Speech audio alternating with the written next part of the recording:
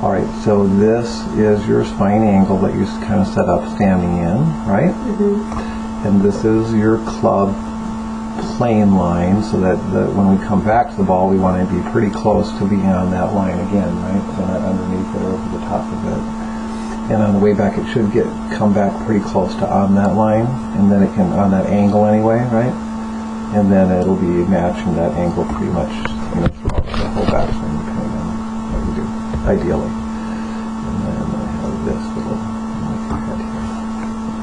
Okay, so let's just watch where your club goes.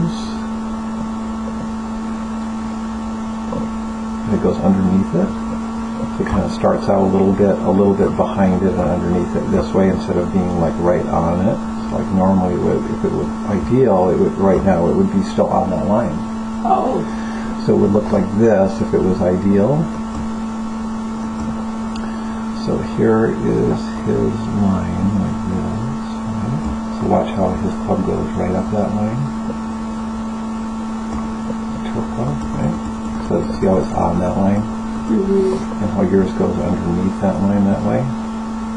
That just creates a few little problems, because it's kind of too far back there.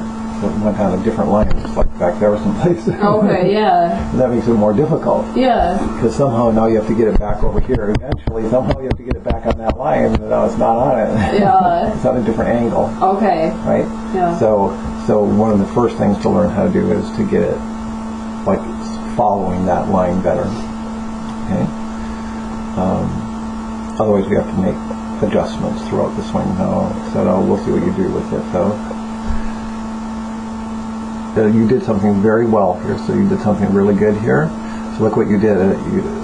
Usually what happens is people go like this, underneath like this, and then they make the club swing around so it goes too much over this way, but you didn't. What you did is you held it off kind of like and kept it on the same angle up here, which was really good. That's great. So now it doesn't like swing way back. So it's not over here someplace or over here someplace. It just stayed on the right angle. So that was a very good thing you did there. Oh, and you kind of like you turn, like you even overturn a little bit.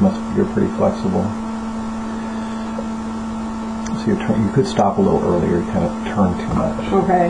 And when you turn that much, then it's harder to get back to the ball because it puts the club a little too far behind you there. So you can stop just a touch earlier.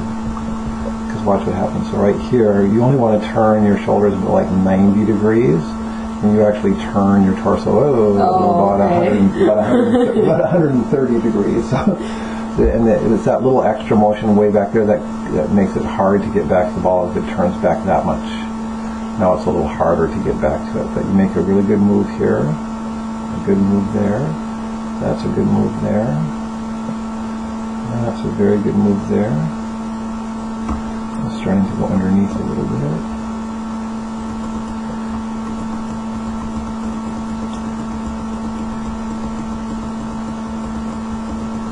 You are very close to having a really good swing here. Very close. Okay, so you kind of locked your... okay, so... oh, really? Wow.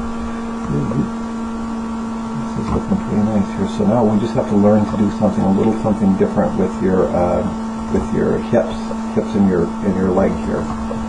You actually are on the right track. You actually have some really good stuff going on here. Because you kind of stick your knees and legs so that they don't turn all the way through as well as they could. That's not too bad. Let's erase these lines here. This is looking pretty good here. There.